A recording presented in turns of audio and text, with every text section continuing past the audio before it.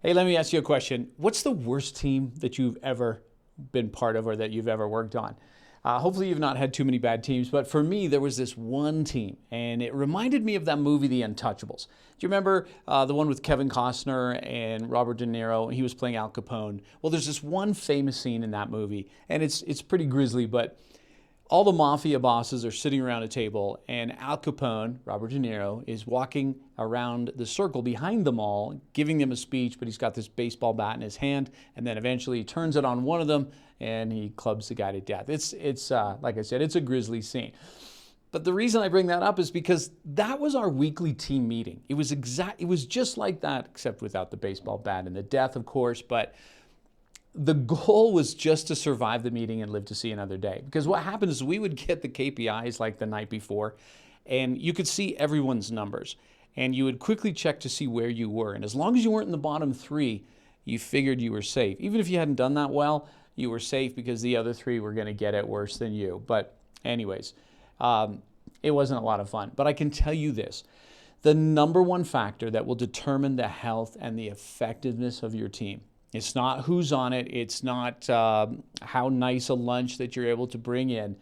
The number one factor is how it's led, which brings me to the challenge of building great teams.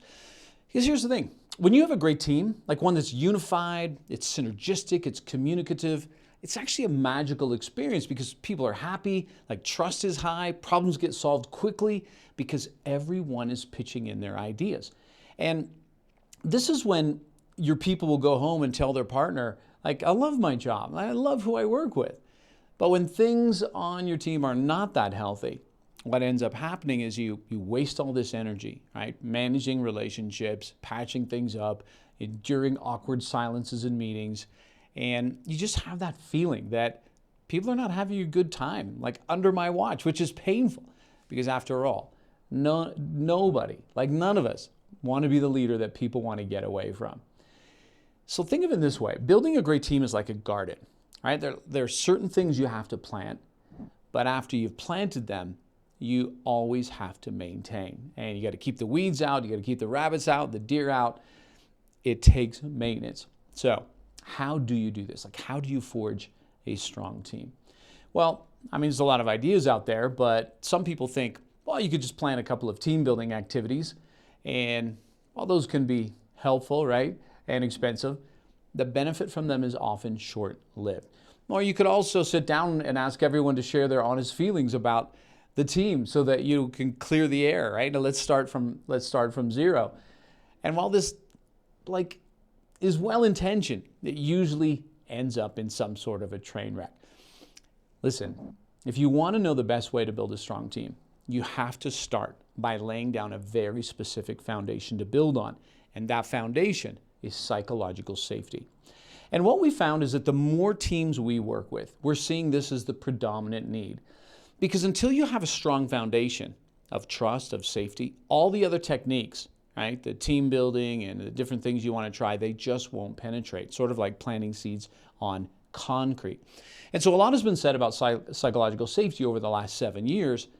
And at its core, it's the idea that when people feel safe from a psychological point of view, right? Safe to contribute, safe to learn, safe to even push back and challenge team members, even the boss.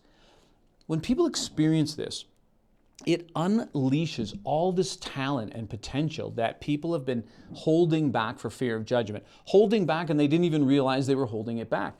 Not only this, but it creates the environment that your people want to come to work, right? And their biggest fear now becomes being transferred away from your team because they love it so much. And that's a lot better than worrying each week how people are doing and being afraid of, like, when's my next team member, going to quit. So if you want to create an amazing team, like a world-class team, you have to get that foundation of psychological safety. But here's the thing.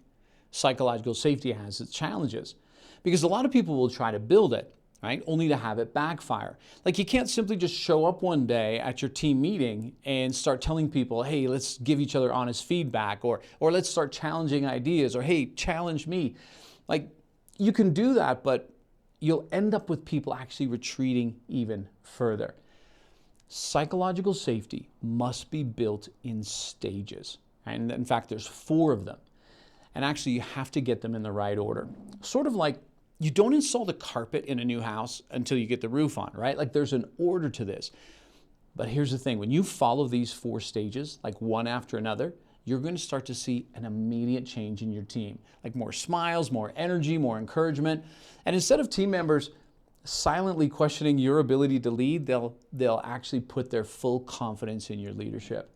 And as your team's performance begins to outpace the other teams in your organization, you're going to find yourself on a radar for bigger opportunities, because the ultimate test for a leader is whether you can produce results through a group of people. And when you create psychological safety on your team, that's what you're going to see. You're going to see results. So listen, if you want to create a high-performing team, right, then I want you to join this cohort that we're about to launch. And I promise you that it's going to help you become a better leader by bringing more psychological safety to your team, right? And together, creating the kind of place that people love to work in and where they're going to bring their best. So the cohort is starting soon, and I'm going to leave the information below this video, but I guarantee you that your team will never be the same after you lead them through these 4 stages of psychological safety. Anyways, all the information for that you'll find in the link below.